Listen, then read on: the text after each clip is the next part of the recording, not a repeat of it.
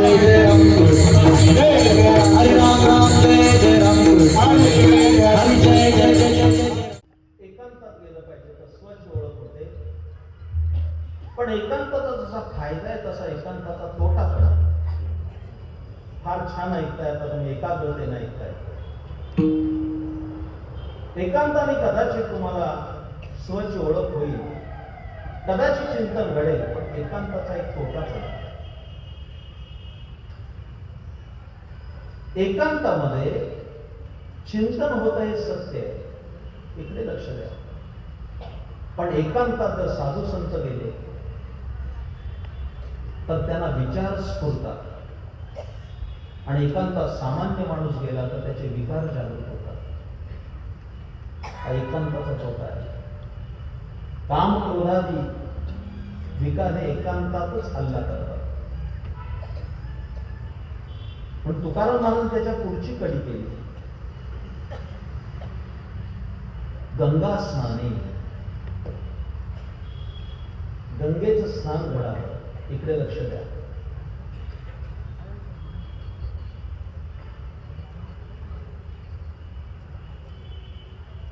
भारतात जन्म मिळावा, एकदा तरी गंगेचं स्नान घडावं, अशी प्रत्येकाची अपेक्षा असते. पण आपल्यापासून हजारो किलोमीटर गंगा लांब आहे. गंगेपर्यंत आम्हाला जाता येईल तर सांगता येत नाही. इकडे लक्ष द्या. तुम्हाला होमवर्क म्हणून सांगतो. आता कीर्तन संपलं की जेवण होणार, तुम्ही घरी जाणार आणि झोपणार. सकाळी उठून आंघोळीला बसणार. त्यास तुम्ही एकच करावं, त्या पाण्याला नमस्कार करावं, सांगावं, आई गंगे माझं कल्याण कर. एवढं म्हणायला काय अडचण आहे? तरी सुद्धा काम होणार आहे. पण माणसं अशी चमत्कारिक आहेत, आंघोळ करताना शिव्या घालतात, पाणी कमी दिलं म्हणून. त्याला गंगा स्नान म्हणण्यापेक्षा शिवी स्नान म्हटलं पाहिजे. माझ्या सर्व माता भगिनींनो आणि सगळ्या भक्तिमान बंधूंनो, काय अडचण काय? ती बादली समोर त्याला नमस्कार करायचा पाण्याला, आणि गंगेच्या यमुनेच्या गोदावरी सरस्वती नर्मदा सिंधू कावेरी जलेस्मिन् सन्निधं कुरु वाचे म्हणता गंगा गंगा सकळ दोष जाती भंगा. काय अडचण आहे म्हणायला? काय म्हणायला अडचण आहे? पूर्वज आपले हुशार होते. इकडे लक्ष द्या, इकडे लक्ष द्या. त्यांनी असं तांब्याचं भांड केलं आणि त्याला अशा कड्या असायच्या पितळेच्या. होत ना गंगा. मला शब्द अपेक्षित होता समोर. ही पुणे विद्यापीठाचा मराठीचा पदवीधर आहे, माझी मराठी उत्तर आहे. मूलतः तो शब्द संस्कृत आहे, गंगालय असा आहे. आज योग चांगला आहे की मी उल्हास विद्यालय शिकलो. मला शिकवणाऱ्या आमच्या मॅडम पण कीर्तनाला आहे, भागवत मॅडम. त्यांना मी नमस्कार करतो. त्यांना कौतुक आहे की माझा विद्यार्थी कीर्तन करू लागला.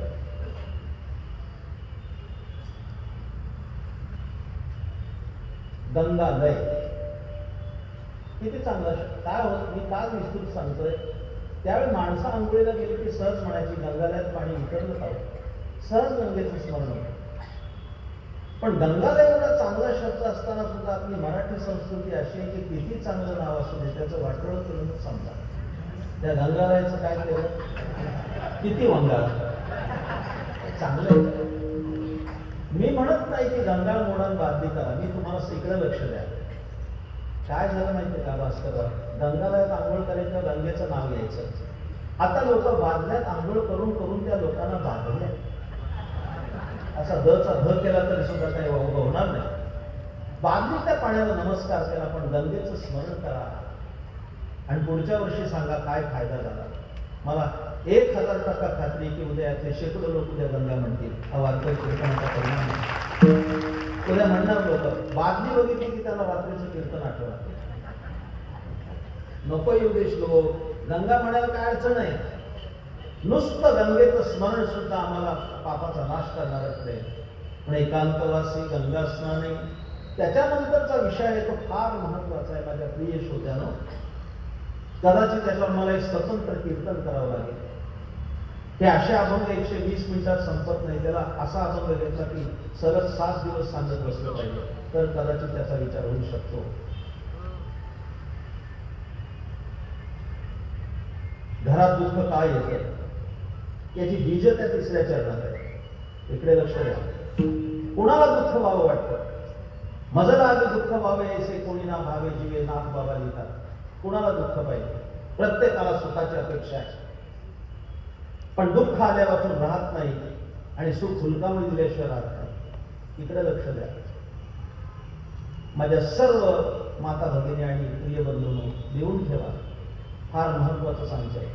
घरामध्ये दुःख प्रवेश करतं ते 2च दरवाजांनी करतं. तिसरा दरवाजा दुःख प्रवेशाला नाही. हे मी अभ्यास करून मांडतो आपल्याकडे.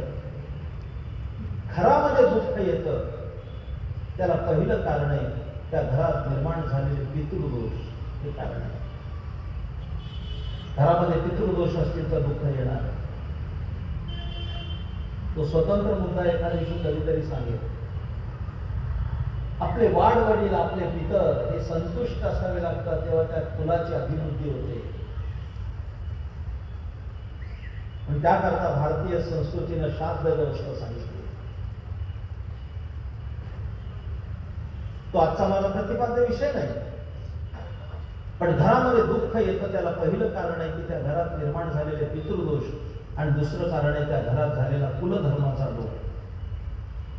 प्रत्येक कुलाची कुलदेवता असते. त्या कुलदेवतांची संतुष्टता ही त्या कुलाच्या सौख्याला कारण ठरते. माझ्या उत्तम संस्कार करणारे जे महापुरुष होते त्यामध्ये सासणी गुरुपीठाचे एक महान संत होते श्रीरामदादा जोशी. तिथे बोरवाडकर सगळी मंडळी आली. त्यांना विचारा. त्यांनी घराघरात कुलधर्म सुरू केला. तो मोठा विषय. तो काय प्रतिपाद्य एवढ्या छोट्या दीपक महाराज झालंच म्हणून सकाराम कुंभाराला ते सगळी मंडळी कुलधर्म करणार. कुलधर्म ज्ञान, कुलधर्म साधन, कुलधर्म निदान हाताचळे. कुळीची ही कुलदेवी केली ठावी संतांनी. ही सगळी संत वचन त्या स्वतः देतात. इकडे लक्ष द्या. तुका म्हणे चिंती कुळीची देवता. तुकोबाराचा स्वच्छ कुळधर्म पाळी विधिनिषेध जाळली. ज्ञानेश्वर महाराज लिहितायत. इकडे लक्ष द्या. घरातला कुल आता काय सांगू तुम्हाला, क्षमा करा मला. घरातल्या कुलदेवतांची पूजा घरातल्या कर्त्या पुरुषानं करायची असते. हे पहिलं लक्षात ठेवा. पण आम्ही ती पूजा बायकांवर सोपवून चौकात वडापाव खायला मोकळे. तुम्हाला सांगतो घरातल्या कुलदेवतांची पूजा घरातल्या कर्त्या माणसानं करायची असते. कदाचित तो गावाशिवाला गेला तर त्या घरातल्या कुलस्त्रीनं केली तर काही अडचण नाही. आम्ही गावोगावी जातो. घरी गेला त्याला विचारतो गाव पाटील देवाची पूजा कोण करतात? मंडळी करते. हे दात नुसतं सांगतो.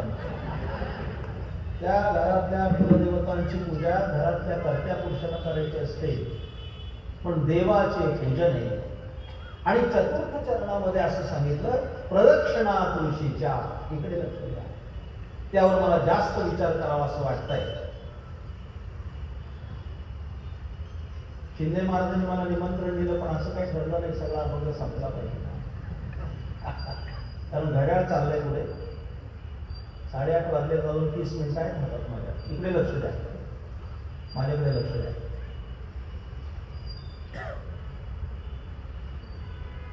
थोडं डायव्हर्शन होईल कदाचित विचाराचा. पण जगात सगळ्यात मोठी समस्या असेल तर ती पोल्युशन आहे. प्रचंड मोठं वायू प्रदूषण आहे. आमच्या पुण्याला तर पोल्युशन इंडिकेटर्स बसवले.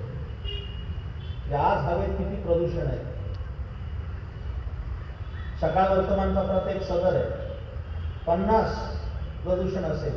धोकामुक्त पातळी, 60 झालं धोकायुक्त पातळी, 120 झाला अति धोकायुक्त. आज मी पुण्यातून आल्याचं 178 आहे पुण्याचं हवामान.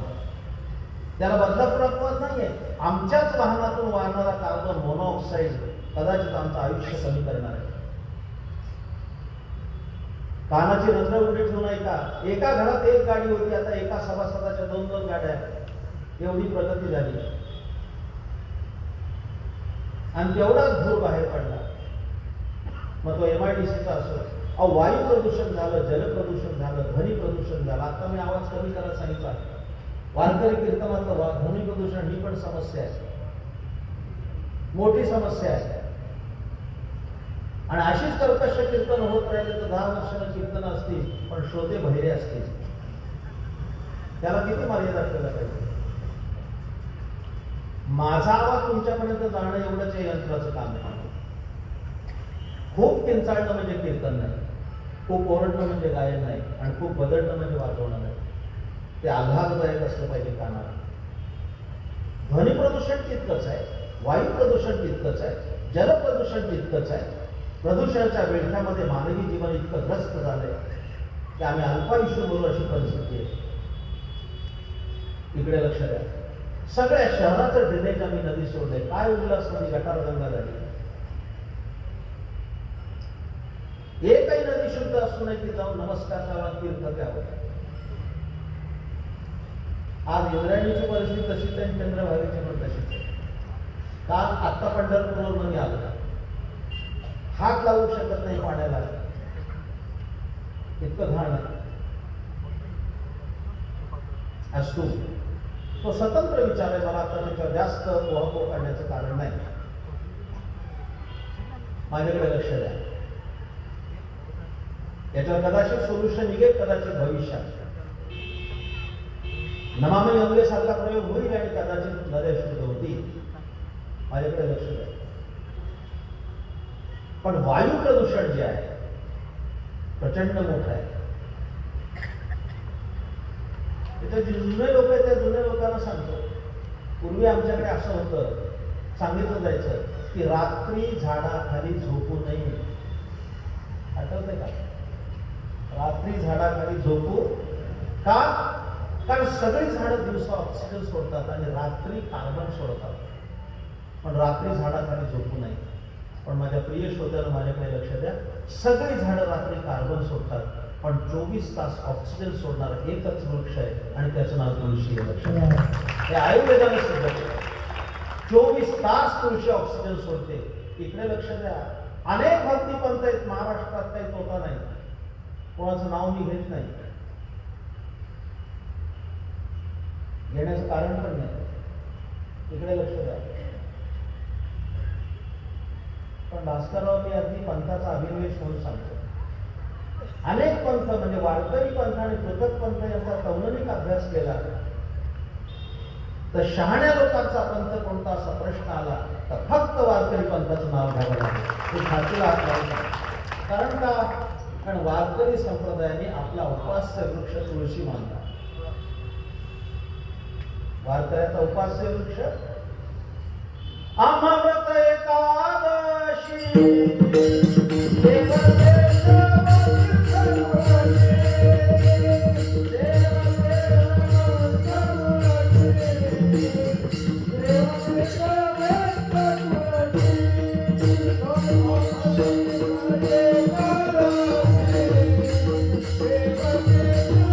Yeah.